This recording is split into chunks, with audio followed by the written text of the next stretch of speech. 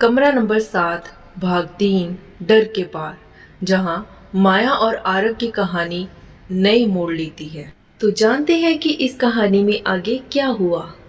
माया और आरव अभी भी एक दूसरे की आंखों में झांक रहे थे, मानो जवाब वहीं छिपा हो।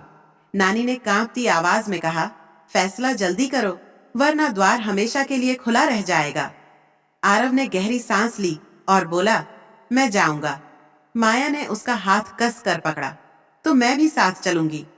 आईने में खड़ा आरव मुस्कुराया और पीछे हट गया। आईना लहराया जैसे पानी की सतह हो, और दोनों भाई बहन उसमें कूद गए। जब आरव और माया आईने के पार पहुंचे तो उन्होंने खुद को एक अजीब रेशमी दुनिया में पाया, जहां हवा हल्की थी, आकाश बैंगनी था और जमीन पर चांद की रोशनी बिछी हुई लग रही थी। वहां उन्हें मिला एक रहस्यमय लड़का, आरिक, जिसकी आंखों में सदियों का सन्नाटा था। उसने कहा, यह दुनिया तुम्हारे भीतर छिपे डरों की परछाई है। तभी उनके सामने वह रास्ता खुला जहां डर असल आकार लेते थे।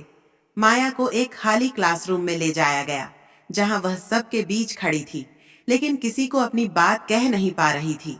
सामने बोर्ड पर लिखा था, तुम कितनी भी समझदार हो, अगर तुम बोल नहीं पाओगी तो कोई मानेगा नहीं।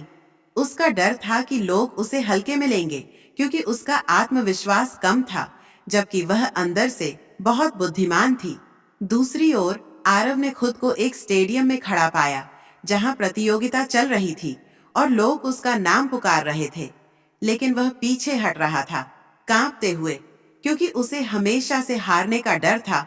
वह कभी किसी प्रतियोगिता में हिस्सा ही नहीं लेता था, क्योंकि उसे लगता था अगर हार गया तो सब हंसेंगे। आरिक ने उन दोनों से कहा, इस दुनिया से निकलने के लिए, अपने डर से भागने के लिए नहीं, अपनाने की जरूरत है। माया ने पहली बार लोगों के सामने बोलने की हिम्मत की। उसकी आवाज कांपी जरूर, पर साफ थी, और जब वह बोल चुकी थी, पूरे कमरे की दीवारें गायब हो गईं। उधर आरव ने कांपते हुए एक दौड़ में हिस्सा लिया, और चाहे वह जीत नहीं पाया, पर जब उसने खुद को रुकने से रोका, वही उसकी असली जीत बन गई। अंत में तीनों जब आईने के पास लौटे तो आरिक बोला, अब मेरी बारी है लौटने की, बहुत दिन हो गए। क्या आरिक, आरव और माया वापिस अपनी दुनिया में जा पाएंगे या फिर हमेशा के लिए इसी जादू आईने में कैद हो जाएंगे? जानने के लिए देखिए इसका अगला भाग।